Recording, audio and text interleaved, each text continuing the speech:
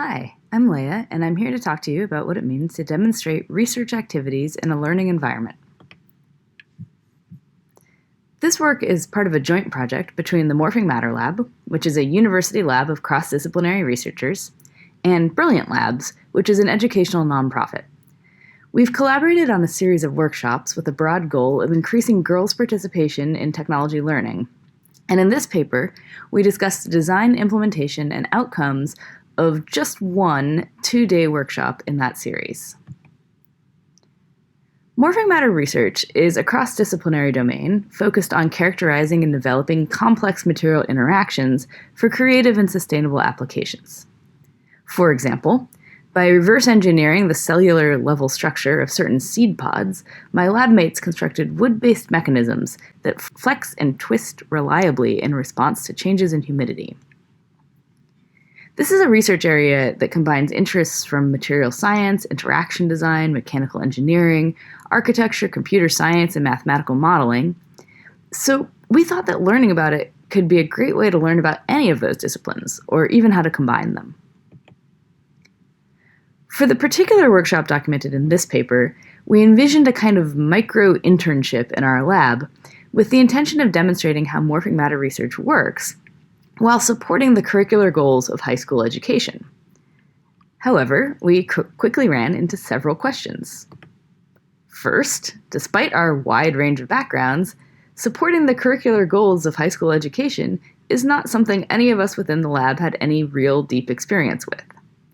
Of course, our collaborator at Brilliant Labs was much more knowledgeable in this area, and equally, we knew that there's a wealth of research in interdisciplinary learning, especially in out-of-school and hands-on environments. We were fairly confident that a hands-on constructivist approach would be appropriate, and we were inspired by research showing successes of blended STEAM workshops, particularly in inspiring minoritized students. But we noticed that most of this work originates from educators or educational researchers, who therefore have to manage the educational and logistic aspects of the work in addition to understanding the topic area. If we, as morphing matter researchers, could do the work to make our topic more legible outside the lab, we could potentially facilitate learning in this area without requiring our educator collaborators to learn a whole new cutting-edge research topic. It's worth noting that bringing expert practitioners into an educational environment has strong precedent in the arts, with visiting artists and teaching artists.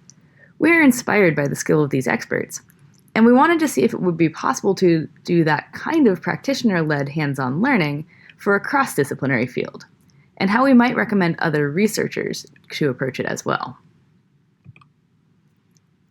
The other big question was, well, how does morphing matter research work?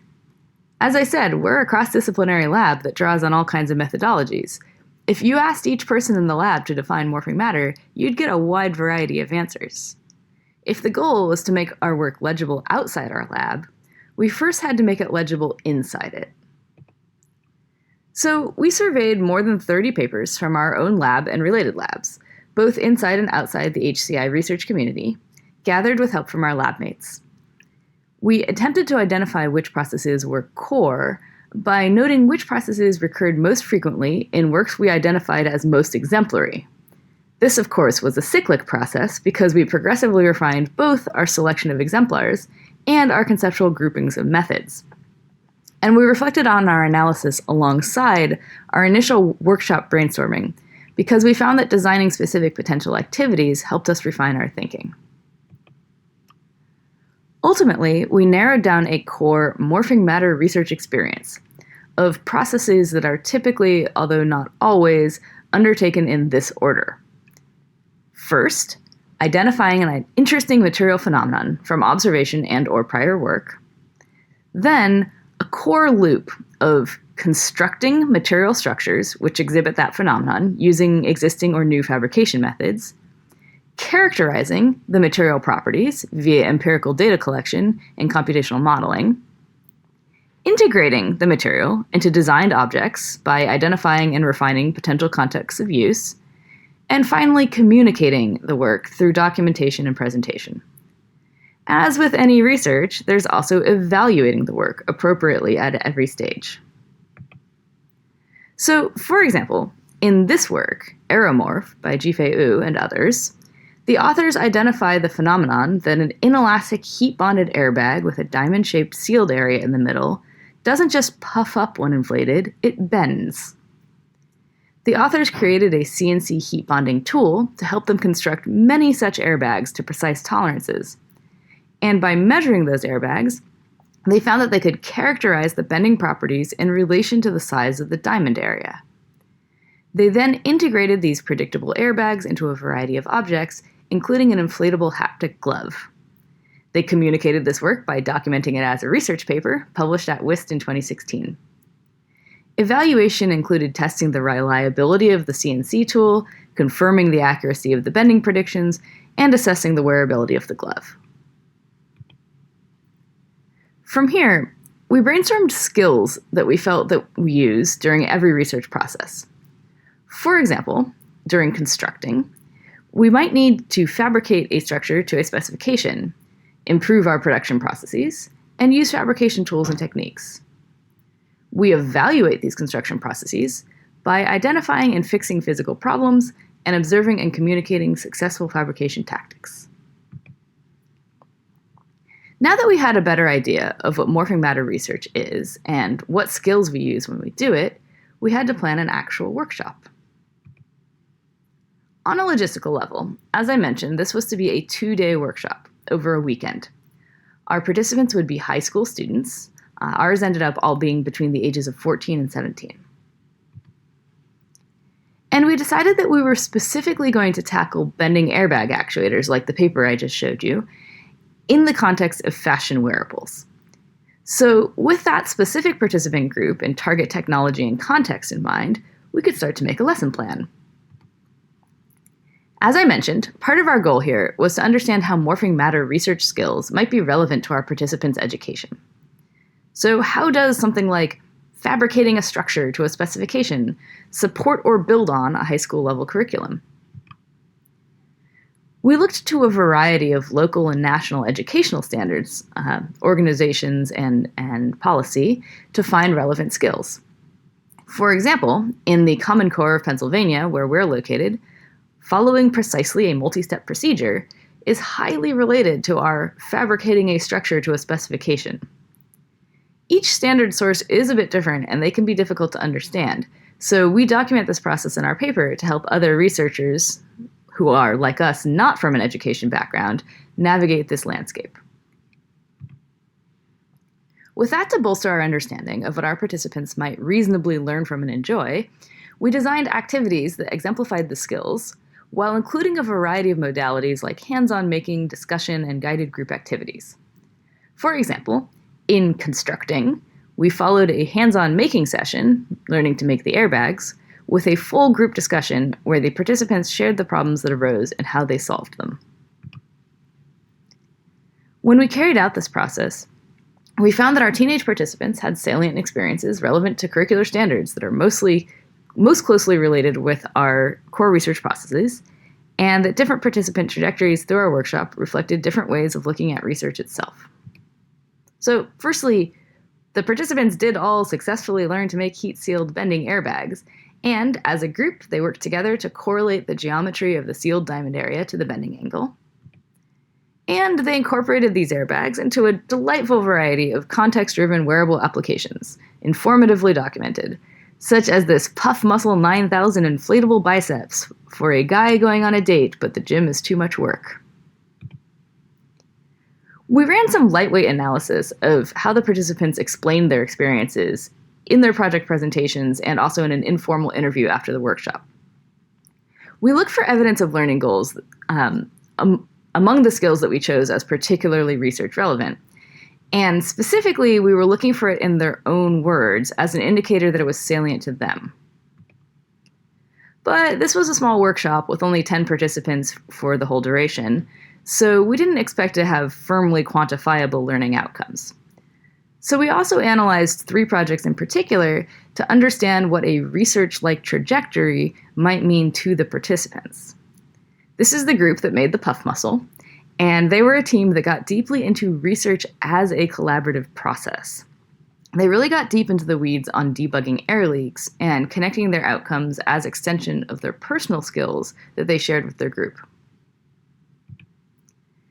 Conversely, this participant was really in it to learn something cool and build something impressive. We saw her as an example of research as a way of obtaining improving knowledge. She was firmly proud of her engineering and math skills, and she was just getting into fashion and eager to use the engineering skills as leverage. This is something we'd hoped for when designing a cross-disciplinary workshop, that by uniting a disparate skill set within one project, our workshop could help participants use their skills in one area as a step up to skills in another. That said, in developing this workshop, we began to understand our cross-disciplinary research ways of working as notably distinct from both single discipline in-school courses and most hybridized STEM or STEAM education. In reviewing related work, we found that STEAM is typically implemented in one of two modes. In the first, disciplines are often, quote, unidirectionally instrumentalized, meaning that one discipline is used as a frame or a prop for the other. So, for example, students might be encouraged to draw pictures on a microcontroller project, allowing the activity to kind of have a veneer of art over what is more fundamentally a programming lesson. Or the disciplines are hybridized, so the intersection of STEM and art gives rise to a new third discipline with its own methods and values. These methods may not fully represent the component disciplines. For example, the skills needed to successfully complete an e-textiles project, which are valuable in their own right, do not necessarily translate to success with either electronics or textiles taken individually. And arts practices in particular are often underrepresented in the hybrid. Conversely, the morphing matter research processes, especially the Center 3, actually do have quite strong individual disciplinary associations. Our work mixes engineering, science, and design, but it does so in a sequential manner, one at a time, and it draws on evaluation methods from all three. Our workshop design reflected that, so for example, we specifically set aside times for context-based brainstorming, peer critique, and developing presentation skills. These are key design methods that are not frequently described in STEM teaching reports. We hope that this work reaches two audiences. First, educators who might invite researchers into their classroom, and second, the researchers who might be invited. A more detailed discussion of how to extend this work for both audiences is in the paper.